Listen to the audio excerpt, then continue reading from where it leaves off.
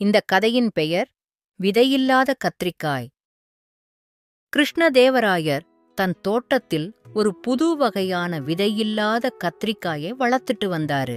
ராஜா கூட விருந்து சாப்பிடும்போது ராமன் அந்த கத்தரிக்காயை சாப்பிட்டான். அவனுக்கு அது ரொம்ப பிடிச்சது. இன்னைக்கு ராஜா கூட நான் விருந்து சாப்பிடும்போது விதையில்லா கத்திரிக்காய் பொரியல் சாப்பிட்டேன். அது சுவையா இருந்துச்சு. என்னது, விதையில்லாத கத்திரிக்காய் பொரியலா? எனக்கும் கொஞ்சம் எடுத்துட்டு வரீங்களா? அது முடியாதே. ராஜா அவர் தோட்டத்துல வளர்க்குறாரு. அந்த தோட்டக்காரர் யாரையும் எடுக்க விட மாட்டாரு.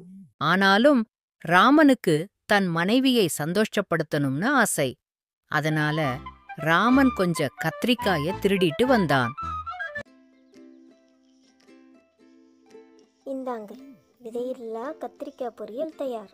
நம்ம பையன் முரளி வெளியே தூங்கிட்டு இருக்கான். அவனையும் எழுப்பி கூட்டிட்டு வாங்க, எல்லாரும் சேர்ந்து சாப்பிடலாம். வேண்டாம் வேண்டாம், அவன் தூங்கினா தூங்கட்டுமே. அவன் எதுக்கு இப்போ?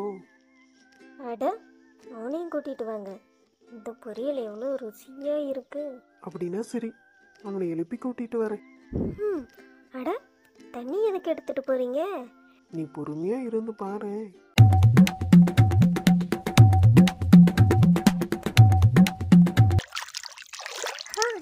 என்ன இது, மழை பெய்யுது. அடுத்த நாள் கத்திரிக்காய் காணாமல் போனது ராஜாவுக்கு தெரிஞ்சது. அவர் ராமன் மேல் சந்தேகப்பட்டாரு.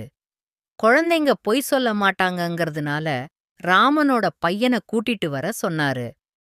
தம்பி, நேத்து நீ கத்திரிக்காய் பொரியல் சாப்பிட்டியா? ஆமா மகாராஜா, ரொம்ப ருசியா இருந்துச்சு. எப்ப சாப்பிட்ட? நேற்று ராத்திரி தூங்கிட்டு இருந்தப்ப நம்ம மழை பெஞ்சிச்சுல்ல, அப்பதான் சாப்பிட்டேன். அந்த நாள்ல மழை பெய்யாததனால ராஜாவுக்கு ராமன் மேல இருந்த சந்தேகம் போயிடுச்சு.